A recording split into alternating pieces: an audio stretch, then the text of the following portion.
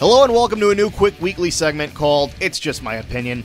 I realize that I only put out standard full reviews every 2 weeks or so I'm going to start going through some others that I tend to pass over every 7 days. I listen to a lot of albums every week, but there are some that I don't know too much about the band previously. They're an underground band, so not a lot of people have heard of them, or I just don't have enough material for a full review. So rather than let them slip through the cracks, I'm going to be doing a quick review segment every week, going through 3 albums that I think are definitely worth listening to and don't feel should be ignored. You may see a few fan suggestions on this list as a way of satiating the masses in a way that won't really alienate anyone. Again, this is all for the sake of expanding horizons and listening to what's out there now. And let's start off with one I know a lot of you haven't heard of yet, called Dragonland.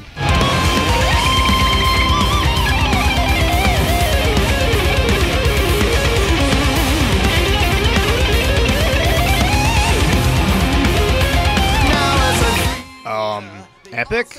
Yeah, I don't want to make it a secret that I love epic heavy metal. I love symphonic backgrounds, solos from instruments you wouldn't expect in metal bands, and all in all, a heavy atmospheric experience, and Dragonland has it in spades. Picture Power Glove and Blind Guardian having a baby, and then sending that baby off to throw a ring in a fiery mountain. That's what this album feels like. From start to finish, complete with a supremely ominous storytelling monologue in front of it, the album is a ride of epicness that, honestly, I haven't seen the likes of before. You could nitpick a bit and say that the singer's a bit whiny, but it's power metal. There's a thin line between poetically telling tales of old and sounding like a prepubescent wuss. It happens. Now on to Venom. I'll admit that I don't know too much about Venom as a band. Like most heavy metal fans, I own black metal. And like most heavy metal fans, I don't know why I own black metal. It's really not that good. It's not even black metal, it's thrash. But I haven't listened to them in a while, so hopefully it'll be a little bit different. This may seem like a bit of a closed-minded way of going about things, but I'm only comparing this album to black metal.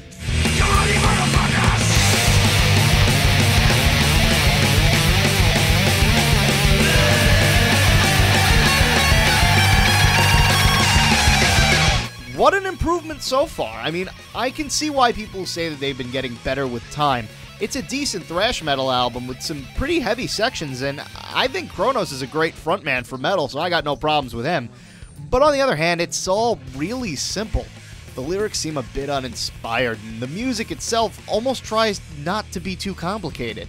There's a few good solos here and there, but all in all, it still sounds like a garage band.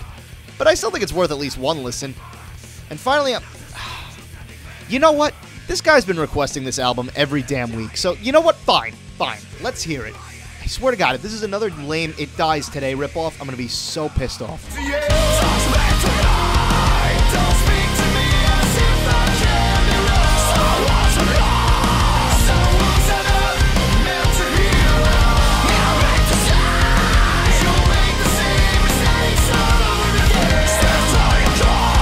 Well, this is pleasant. The Unguided is a unique blend of industrial and melodic death metal from Sweden, who make up a decent portion of all things awesome in terms of heavy metal. Since 2 of my favorite bands are Soilwork and Dark Tranquillity, I'm amazed I've actually never heard of this band before. I mean, I know they're a new band and all, but I try and stay up to date with these things. Then again, I've never listened to Sonic Syndicate, where literally every member of this band is from, so maybe I just have a lot of catching up to do. The album is just pure fun, that's all it is. It's heavy, complex, really enjoyable fun. Like Dragonland, I think the singer could be either a selling or barring point for potential fans, but I really enjoy it. If I had to describe the sound in referential terms, it's perfect for fans looking for a healthy mixture of the beat of Blackguard songs with the catchiness and melodies from Scar Symmetry. The riffs are catchy as hell, the techno aspects don't completely drown out or dominate the melodic death metal influence, and all in all, it's one of the most notably replayable metal albums I've listened to in the past few years. A lot of the songs sound alike, but does that make the album bad in terms of bad demonstration of musical range? Well, at this point I really don't care. I'm listening to it after 3 times hearing it all the way through, so they must be doing something right. Please check this one out, and thank you for your persistency, no remorse. Now please never do it again. That's it for this week. If you have any suggestions as to what else I could be looking at, please leave a comment below and let me know. I'll do as many suggestions as I can, but I will be incorporating some of my own pre-planned albums in as well, so don't feel all butthurt if I don't get to it right away.